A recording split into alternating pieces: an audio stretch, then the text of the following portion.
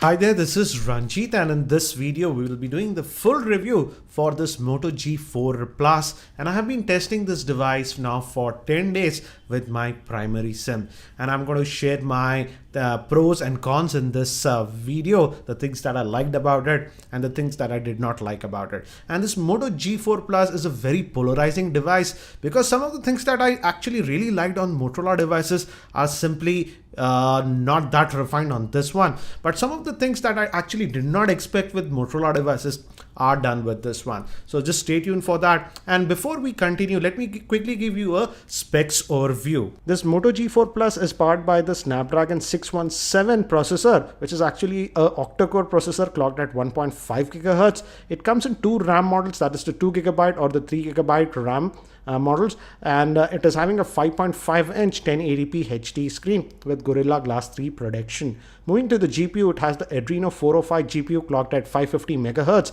Again, in terms of storage, it comes in two variants, 16 gigabytes or 32 gigabytes. The one that we have has 32 gigabytes of storage. That means it'll have 3 gigabytes of RAM.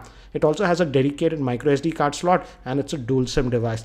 Moving to the camera, it has a 16 megapixel rear facing camera with laser autofocus and also face detection autofocus. Hence the focusing is supposed to be really fast. Moving to the front facing camera, it's a 5 megapixel shooter. It also has Moto display, a fingerprint scanner, and it has a 3000 milliamp hour battery, and it supports fast charging. Now let's start with the pros and cons, and I have made a lot of notes, so I'll go over them. And first, let's start with the things that I actually really liked on this Moto G4 Plus. And the first thing is regarding the screen quality. It comes with a 5.5-inch screen, and now it's a 1080p screen. And I used to always complain about the screen quality that Motorola has used, but surprisingly on this Moto G4 Plus, the screen quality is actually really good. The whites look white, and you will have no complaints regarding the screen quality found on the Moto G4 Plus.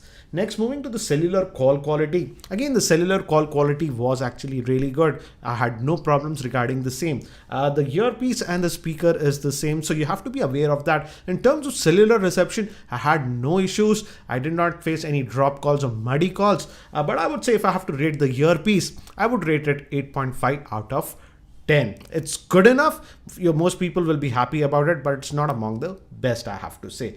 Now moving to the battery life, it sports a 3000 milliamp hour battery, and I have to say the battery life is actually pretty decent. It's sort of above average.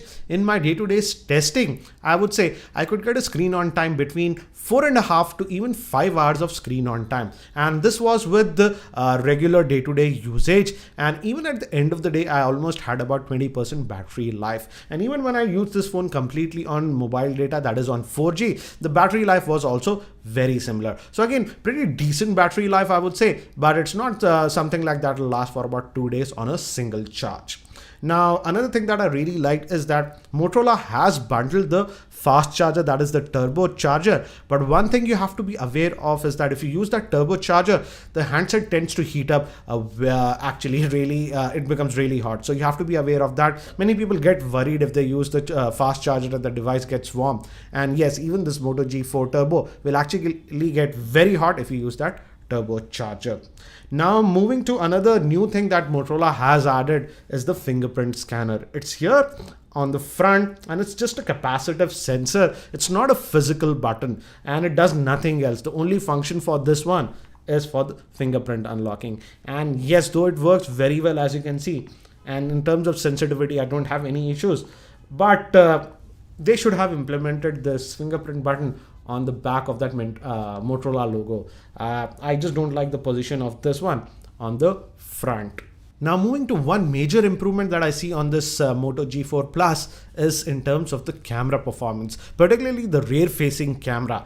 It sports a 16 megapixel sensor, and it has now laser autofocusing system and also face detect autofocusing system. Hence the focusing is blazingly fast, and the pictures that you take in outdoor lighting come out to be actually really great, as you can see from the sample shots. Also, close-up shots are very easy to take thanks to that laser autofocusing system. so you'll get that beautiful bokeh effect very easily. Even when we move to artificial lighting, that is in indoor lighting conditions, I would say the camera performance is one of the best in this price range. Yes, there is a little bit of noise when we go in very low lighting conditions, but again, if we compare it with other devices like the Redmi Note 3 and even the ZUK Z1, I have to say the camera performance on this Moto G4 Plus is far better, and most of you will prefer it. Yes, in low lighting, I noticed that the color accuracy is not that great, but overall, considering the price point, I would say the camera performance is really good. Moving to the front-facing camera does a very good job in terms of static pictures,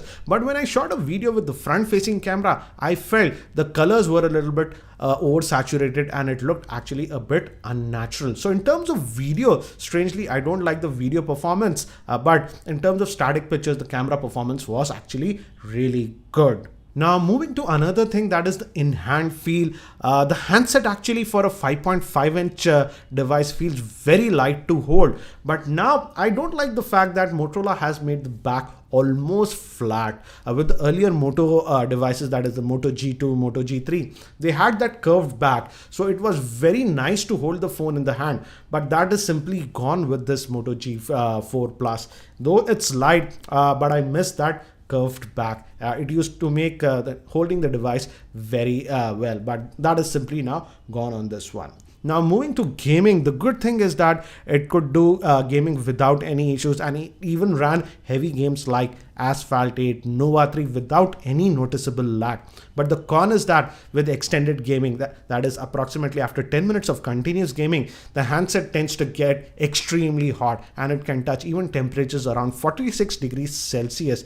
Hence, I simply cannot recommend this device for extended gaming due to the heating issues that I have noticed.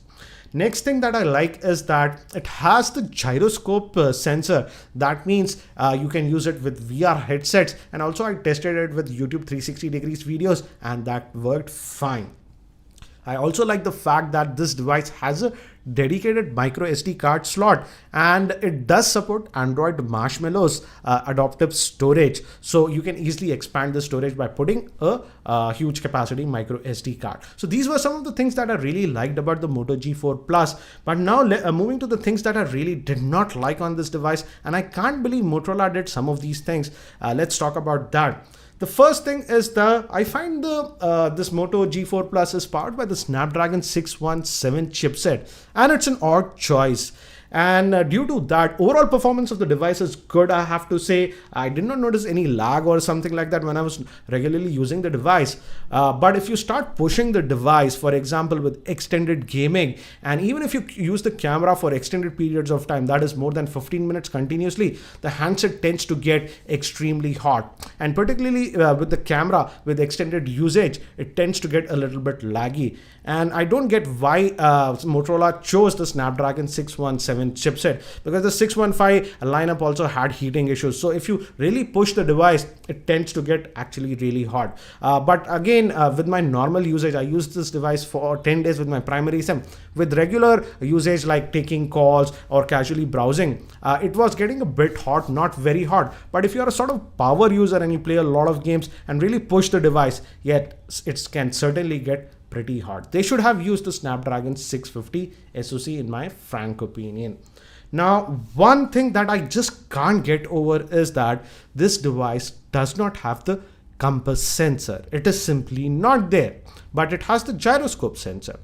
And my problem was that I did test it with GPS, because GPS is something that everybody uses these days. And as it did not have the compass sensor, when I was taking sharp turns, and let's say we had some trees and stuff overhead, when I was taking the turn, it was not quickly getting reflected on the screen. It was taking about 4-5 seconds to reflect that on the screen. So if you rely heavily on GPS navigation, I would not recommend you this device, because it does not have the compass sensor. I still can't get it why Motorola chose not to have the compass sensor on this device. They have included the gyroscope, but the compass sensor is simply missing.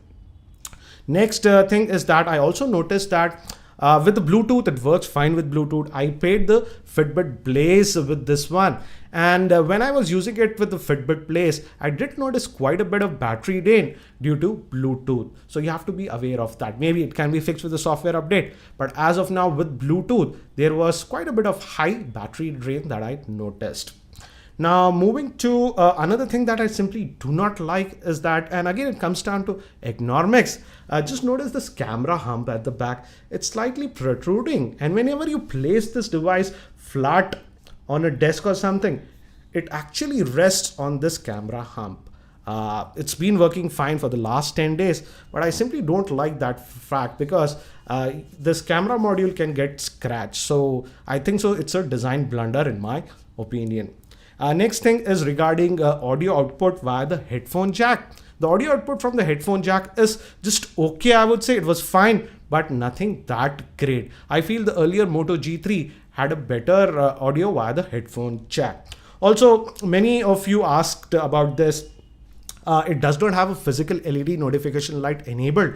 It uses that Moto display. So whenever you get a notification or you pick up the phone, the display lights up and you can see the notification. Yes, that's how Motorola has been doing that. But many people don't like that, and they should have enabled the physical LED notification light. So if you're looking for a physical LED notification light, that is simply not there on this device. So these were some of the things that I did not like about this device. Overall, still it's a very good device, I would say, particularly if you take a lot of pictures, not videos, because the videos were a little bit oversaturated in my opinion. So if you're a sort of a camera fanatic, and yes, I feel at this current price point of about 15,000, this one currently has the best camera performance, and overall performance of the device was also good.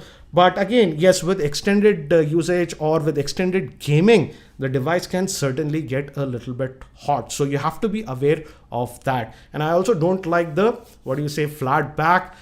It was a signature by Motorola, how comfortable their handsets used to feel when you used to hold them in the hand, but that's simply gone with this device. So overall, considering the pros and cons with this device, I would rate it 7.5 out of 10. I've also posted its gaming review. You can check out that.